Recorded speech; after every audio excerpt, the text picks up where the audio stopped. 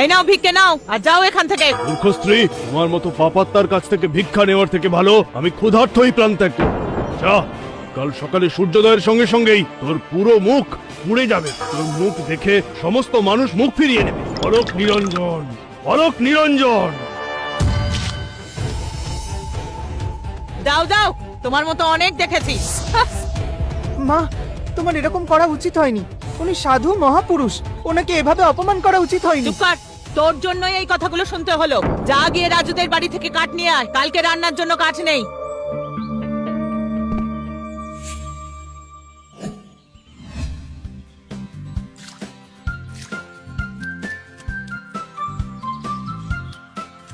রাজু, রাজু!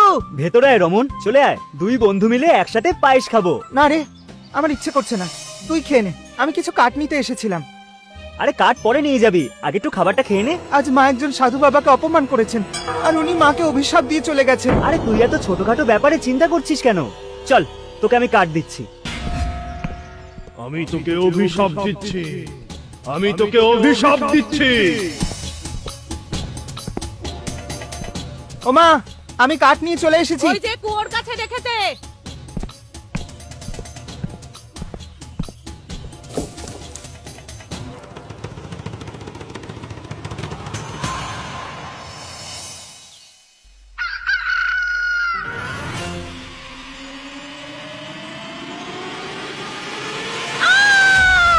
কি হলো আমার? আমার মুখটা পুড়ে কি করে গেল? হে ভগবান, এসব কি হলো আমার? খোকা, খোকা! মা, এ কি হয়ে গেল? এটা কি করে হলো মা? কি করে হলো? রাত পর্যন্ত তো ঠিকই ছিল। হে ভগবান! এই সব বাবার অভিশাপের জন্য হয়েছে। আমি এক্ষুনি ওনার কাছে ক্ষমা চাইতে যাব, এক্ষুনি যাব।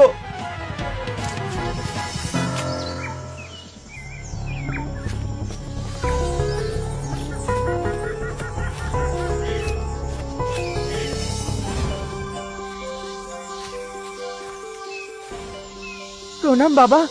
বাবা, আমাকে ক্ষমা করে দিন। আমার মা আপনার সঙ্গে যে দুর্ব্যবহার করেছেন তার শাস্তি আপনি আমাকে দিন, ওনাকে ঠিক করে দিন। বাবা, এতে তোমার কোনো দোষ নেই। তুমি খুবই ভালো মানুষ বাবা। আমার মাকে ঠিক করে দিন। অভিশাপ ফিরিয়ে নেওয়া যায় না বাবা। এর থেকে বাঁচার একটাই উপায় আছে। সমস্ত গ্রামবাসীকে 30 দিন পর্যন্ত পায়েস খাওয়াতে হবে। বাবা, বাবা, আমরা খুবই দরিদ্র, আমরা এত কি করে খাওয়াবো? বাবা, কিছু একটা করুন। বাবা, আমার মাকে ঠিক করে দিন। বাবা, আমার মাকে ঠিক করে দিন। বাবা, উপায় তো এই একটাই। আমি একটাই সাহায্য করতে পারি। এগুলো তোমার বাড়ির পেছনের কুয়োতে ফেলে দিও। 30 দিন পর্যন্ত এগুলো তোমাদের অভিশাপকে কমাতে সাহায্য করবে। এই চালের দানা, ও অভিশাপ, কিছুই বুঝতে পারছি না। সব বুঝতে পারবে, শুধু এইটুকু করো তুমি। কল্যাণ হোক তোমার।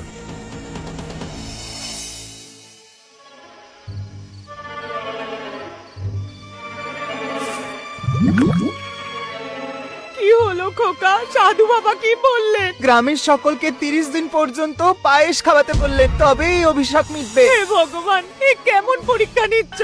কোথা থেকে আসবে এত টাকা যে গ্রামের সবাইকে খাওয়াতে পারবো? সব ঠিক হয়ে যাবে মা, শুধু সকালের অপেক্ষা করো।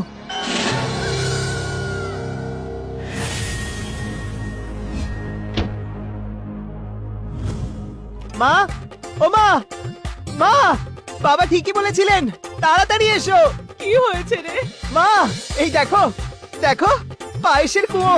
বাবা ঠিকই বলেছিলেন, এই কুয়ো তোমার অভিশাপ মেটাতে সাহায্য করবে। সবই সাধু বাবার কৃপা। আমি এক্ষুনি গিয়ে পুরো গ্রামে বলে আসছি, আজ থেকে রোজ আমাদের এখানে পায়েস খাওয়ানো হবে।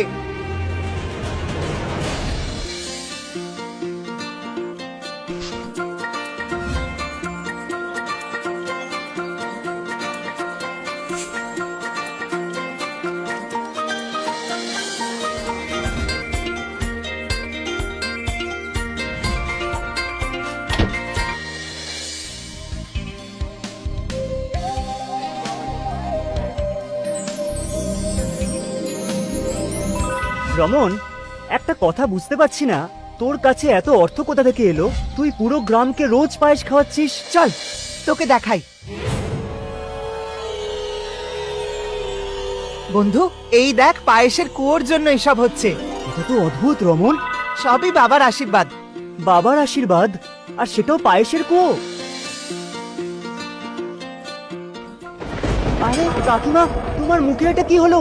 আমি এভাবে দেখতে পাচ্ছি না তোমাকে। সবই আমার কুকর্মের ফল বাবা, তারই প্রায়শ্চিত্ত করছি।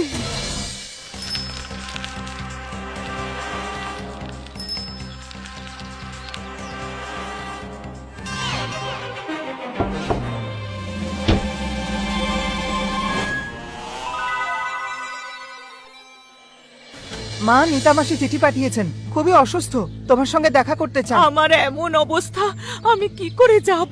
আচ্ছা আমি যাচ্ছি, দুদিনের মধ্যে ফিরে আসবো। মাত্র 2 দিন বাকি আছে পায়েসের ভোজন সম্পূর্ণ হতে, সেটা কি করে হবে? আমার বন্ধু রাজু আছে তো, ওই সবাইকে পায়েস খাইয়ে দেবে, আমি ওকে বলে দেবো।